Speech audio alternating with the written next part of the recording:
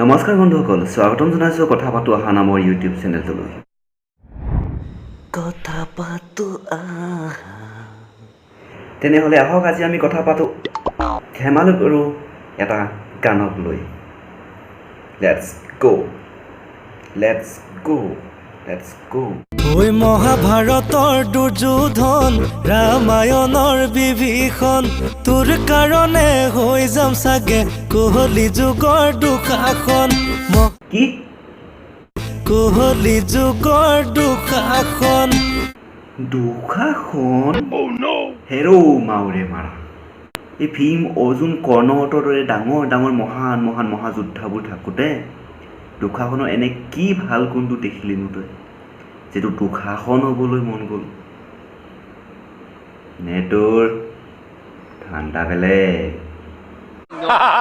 সেইদিনাখন আছিলে জান পূৰ্ণিমা ৰাতি, নিছিলা মাতি মোক দুৱাৰ চুকত মনে মনে থৈছিলা ৰাখি।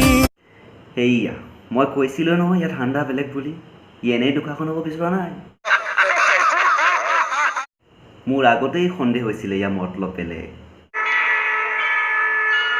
এইটো কাৰণে চাগে মহাভাৰতৰ মহানায়ক শ্ৰীকৃষ্ণৰ দৰে পুৰুষ হ'বলৈ এৰি, ভীম, অৰ্জুন, নকুল, সহদেৱ, কৰ্ণৰ দৰে হ'বলৈ এৰি দুঃশাসন হ'বলৈ মন মেলিছ ন?